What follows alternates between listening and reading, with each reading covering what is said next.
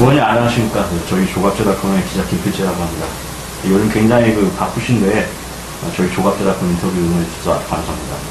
먼저 저희 조갑제닷컴 찾는 독자분들, 그리고 여러 우파 인사들 대상으로 짧게 좀 인사를 해주셨습니다. 감사합니다. 네, 제가 평소 존경하던 우리 조갑제 선생님과 또 조갑제닷컴에서 이렇게 찾아주셔가지고 저야 개인적으로 굉장히 영광스럽게 생각합니다. 앞으로 더욱 열심히 활동을 해가지고 우리 우파 진영의 여러분들께 실망시켜드리지 않도록 계속 열심히 하겠습니다. 네. 애국 활동 지금 어떻게 보면은 박원순 시장 나온다고 했을 때부터 해가지고 이제 실제로 개월수로 따니까 6개월 정도 되는 것 같습니다만 어떻게 보면 짧은 기간 동안에 보수의 아이콘으로구나. 연예인 못지않은 지금 인기를 얻고 계신데 저희 조갑제 사이트 닷컴이 가끔 보시는지. 근데 그러니까 저하고 관련된 기사가 날 때는 꼭꼭 보고요. 그렇지 않더라도 이렇게 자료 같은 것이 많아가지고 늘 참조하는 편입니다. 여러 가지 제가 이런 뭐랄까요, 영감을 받는다 그럴까요, 인스퍼레이션 같은 그런 걸 많이 좀 지도해 주시는 편이니까요. 자주 보고 있습니다. 예, 감사합니다. 본론으로 좀 들어와서 먼저 최근에 초미의 관심사가 되고 있는 박원순 시장 아들 병영 의혹 문제 질문해 드리겠습니다. 동영상 공개하셨다시피 박원순 씨 아들 허리도 아주 잘 굽히고 멀쩡하게 걸어다니고 있는 모습이 이제 다 공개가 됐습니다. 아들 병영 문제 관해서 박 시장이 이제 잔인하다라는 말을 했습니다만 이 사람도 어떻게 보면 법적인 대응에 대해서는 이거 도 같은 양반인데 법적인 대응을 아예 지금 전혀 하지 않고 말만 몇 마디만 하고 있습니다. 이 문제에 대해서 이제 의원님께서 감사 청구도 이제 하실 예정이라고 얘기를 들었고. 감사 청구는 이미 하셨다고 들었고. 이제 이 문제가 이제 본격적으로 이제 2라운드로 이제 접어드는 게 아닌가 하는 생각이 듭니다. 이 문제 앞으로 이제 어떻게 대처해 나가실 건지 좀 계획을 좀 말씀해 주십시오. 오늘, 내일은 이제 감사원 감사 청구는 제가 제 블로그에서 국민감사인을 모집을 해가지고요. 하루 만에 1,000명 넘게 전국적으로, 전 세계적으로, 미국, 중국, 콜롬비아, 이런 데서도 다들 신청을 해주셔가지고, 1,001명이 함께 국민감사 청구를 감사원에다가 어제 제출을 했고요. 또 그리고 그동안은 이제 병무부조리 신고센터라고 했었는데, 이게 이번에 국민권익위원회하고 다 통합이 됐답니다. 국민권익위원회 산하에 병역부조리 신고센터가 있는데 거기에다가는 제가 따로 신고할 사람을 모집하기보다는 제가 제 블로그에다가 어떻게 하면 거기다 신고할 수 있는지 이렇게 샘플로 올려놓고 제가 제일 먼저 신고하고 여러분들이 같이 신고해 주시는 걸로 같은 내용으로 그렇게 해서 그게 한 건에 1,001명인 것보다 100건, 200건인 게 더 압박을 가하지 않을까 하는 그런 생각에 병무부조리 신고센터에다가도 신고를 그렇게 오늘 내일 다음 주까지 쭉 진행할 예정입니다. 지금 법률적으로 문제가 있는 점에 대해서는 제가 그동안 많이 지적을 했거든요. 일단 병무청 스스로가 징병검사규정이라는 것이 있는데 이 징병검사규정하고 안 맞는 것이 적어도 3군데가 드러났고 또 그리고 통상적으로 디스크 판정을 위해서 필요한 여러 가지 검사들이 있는데 대부분의 검사가 생략된 지금 그런 상황이기 때문에 이런 경우에는 이제 병역법이 규정하고 있는 확인 신체 검사라고 해서 병무청이 의심스러운 이미 병역 변경 처분을 받았다고 하더라도 의심스러운 사람을 지방병무청장의 권한으로 불러다가 재검을 할 수 있는 제도가 있습니다. 거기에도 다 해당되는 지금 이 사안은 그냥 필수적으로 치료를 받아야 하는 그런 질병임에도 불구하고 치료를 중단하거나 아예 치료를 안 하고 있는 지금 그런 상황이거든요. 디스크 판정을 받고도 치료를 안 하고 있고 진단 받기 전에도 치료하는 흔적이 전혀 없습니다. 그러니까 딱 진단만 한 거예요. 진단만 하고 아프지가 않은 상태예요. 본인이 아프지 않다고 한다는 얘기는 여러 제보가 있습니다. 교회 친구들 이런 사람들이 교회는 이 셀모임이라 그래가지고 굉장히 속 깊은 얘기들 나누는 그런 아주 소모임들이 있거든요. 그런 데서도 여러 번 그런 얘기를 했다는 거거든요. 그런 얘기들을 저희가 입수를 했기 때문에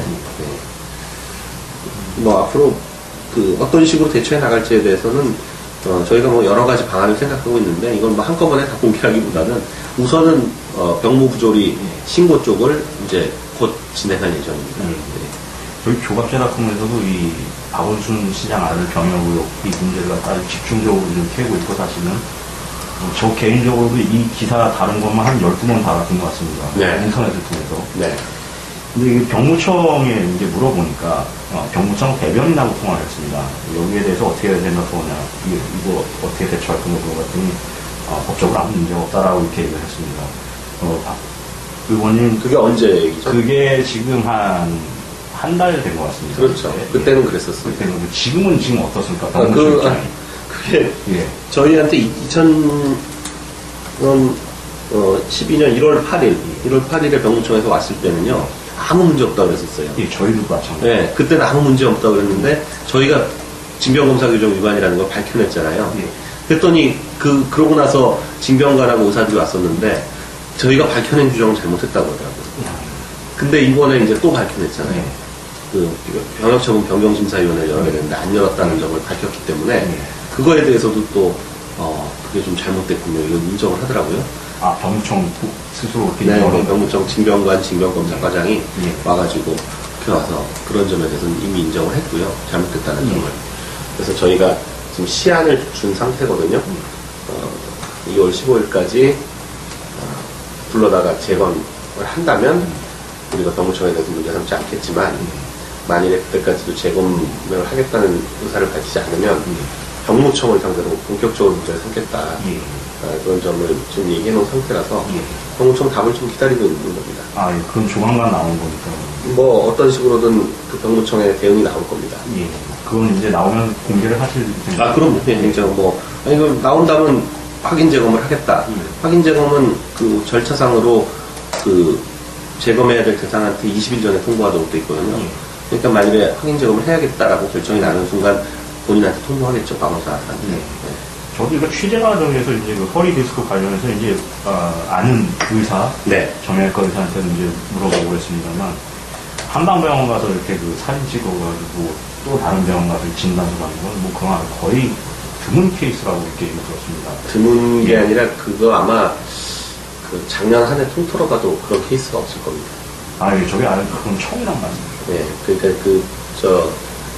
박원순은 하여간 항상 그런데 딸도 전과 문제도 서울대학서 당 최초고 뭐 이런 식인데 그 자생병원에서 MRI를 찍어가지고 해민병원에서 받는다? 이거는 있을 수가 없습니다. 저희가 그 병사용 진단서 발급 현황을 다 병원청에서 받아봤는데 뭐 그렇게 되면 그 진단서 효력 자체를 잘 인정을 안 하기 때문에 자기 병원 아닌 데서 찍고 뭐 이런 일이 거의 없습니다.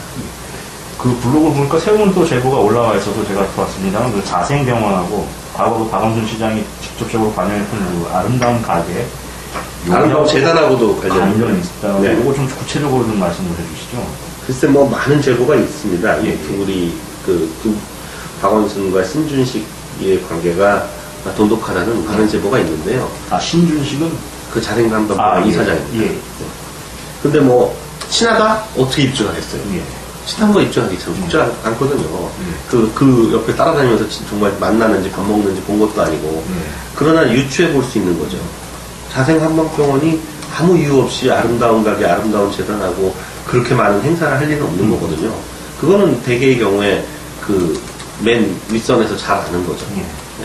그러고 많은 사람들이 그렇게 친하다고 하고 있으니까. 네. 그러니까 이런 행사를 많이 한 걸 보면 그걸 충분히 유추할 수 있다. 그리고 제보도 있다. 이렇게 되면 얘기가 되잖아요. 아, 유추에 아주 근거가 되는 한 사례가 되겠습니다. 네.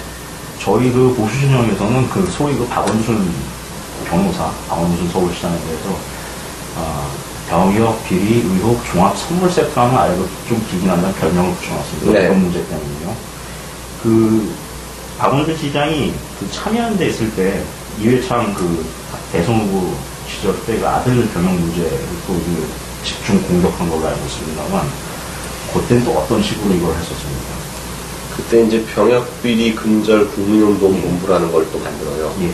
거기가 이제 국민운동본부 뭐 이런 이름을 좋아하는데 낙선 때도 낙천낙선운동 국민운동본부 이랬었는데 이건 병역비리 근절운동 국민운동 병역비리 근절 국민운동본부 이렇게 해가지고 또 수많은 그 제야 그쪽 좌파 단체들이 모여가지고 국민운동본부 형식으로 만들어서 여기서 그 이해창 아들 그런 식으로 뭐 몇 킬로그램에 몇 센치인 사람 찾아오면 현상금 1,000만 원 주겠다 이런 식으로 그 현상금도 걸고요. 제가 이번에 한 방식이죠. 그리고 뭐 토론회를 또 엽니다. 토론회 같은 것도 막 열고 그리고 뭐 시위도 하고 당연히 예. 그리고 고소고발도 뭐 엄청나게 많이 합니다.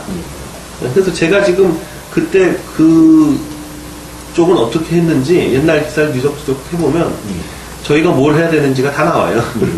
그래서 저희도 지금 뭐 시위도 하고 이제 감사원 감사청구도 하고 아직 형사고소발은 안 했지만 곧 해야 되겠죠. 네. 박원순 시장 보면 과거 본인의 그 병역 문제도 좀 있었고요. 네. 아까 말씀하신 것처럼 그 딸의 서울대 그 법대 접가 문제도 있습니다. 네. 그리고 이제 또 아들 병역 의혹 문제가 이렇게 뻥 터졌는데, 네. 이 박원순이라는 인물 자체의 의혹이 이게 한두 가지가 아닙니다. 그래서 저희 조갑제작소에서 책을 아예 내버렸는데, 네. 최근에 그 의원님께서 박 시장 부친 그 친일 의혹 문제도 이렇게 제기를 하셨습니다. 이 문제도 좀 말씀을 좀 해주셨으면 좋겠습니다. 오늘 어차피 이게 박원순 시장이 어떤 인물인지에 대해서 이거를 좀 독자들한테 알리는 상황에서 저도 뭐 깊이 파본 건 아니라서 잘은 모르겠는데요. 그 과거에 이제 인터뷰한 것들이 좀 있는데 대한민국 뭐 친일 문제 엄청 많이 제기했었죠. 예, 그러니까 그 86년도에 박원순이 역사문제연구소라는 걸 설립을 해가지고 거기 이제 뭐 임헌영 뭐 이런 몇몇 그 사람들이 있는데 그 사람들하고 같이 설립하고 거기 초대 이사장이 되면서 그 역사문제연구소에다가 당시 자기가 가지고 있던 어디 있던 건물이더라 거꾸로 한 뭐 시가로 한 9억 10억 하는 그런 건물을 아예 그 당시에 예. 꽤 괜찮은 거죠. 그 당시에 그거를 역사문제연구소에다가 기부를 합니다. 그러면서 역사문제연구소가 90년대 들어와서 이름을 민족문제연구소로 바꾸고 80년대 후반부터 하여간 그 친일 논쟁을 아주 강력하게 일으키는데요. 그때 이제 보수파 쪽에 주요 인물들이 대부분 친일로 낙인이 찍혀요. 이쪽에서 그때 처음 제기됐던 친일 인물들이 많이 있습니다. 이를테면 장지연, 시일야 방송대국의 장지연을 이쪽에서 친일로 몰고요. 그리고 홍남파, 여기도 이제 이쪽에서 친일로 봅니다. 그리고 방응모, 그 조선인종, 예, 거기도 이쪽에서 그때 처음 이제 그 친일 논쟁이 시작된 거예요. 그러면서 계속 뭐 맞니 아니니 하면서 근데 사실 친일이라는 건 자꾸 거론하면 할수록 낙인 효과가 있어가지고요. 아니라고 하건 비라고 하건 간에 얘기가 계속되면 친일파가 돼버리는 겁니다. 그런 효과로 지금 홍남파, 장지연, 방응모는 완전 친일파처럼 돼버렸는데요. 사실은 그 정도를 가지고 친일로 몰기 시작하면 당시 시대를 살던 모든 사람들이 다 친일인 거예요. 왜 그 사람들이 그랬냐? 그 글이 좀 남아있는 거죠. 왜냐면 글 쓰거나 음악하거나 뭐 어떤 행사 같은 거 많이 참석한 사람들이 친일파로 많이 낙인 찍혀요. 왜냐면 그 당시에 수많은 행사 중에 어쩌다 한두 번만 참가해도 꼭 그걸 가지고 이제 친일로 모는 거죠.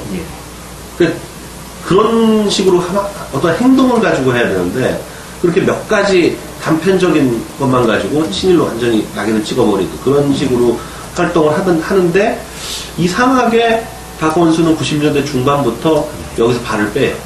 그 이유가 뭘까요? 저는 그거를 그때쯤부터 아마 박원순이 아버지가 예전에 보국대 활동을 했다는 것을 알게 된 것이 아닌가 이렇게 생각을 합니다.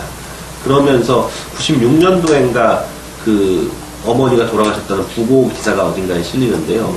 제가 볼 때는 그때 이제 창녕에 내려가가지고 지역 주민들이나 뭐 이런 사람들을 만나면서 아버지의 보국대 활동에 대해서 알게 된 게 아닌가 이렇게 추정을 하는데요. 그러고 나서부터는 그 역사문제연구소, 민족문제연구소는 발을 빼고 참여연대 뭐 이런 걸 하면서 그때부터는 친일 얘기를 한마디도 안 합니다. 박원순이. 친일파 문제에 대해서 전혀 거론하지 않아요.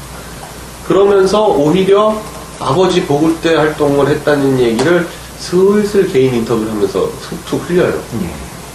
뭐 특히 결정적으로는 주간동안가 어딘가의 인터뷰에서 아버지가 보국대 끌려가서 7년간이나 고생하시다가 해방 막바지에 도망쳐 나왔다.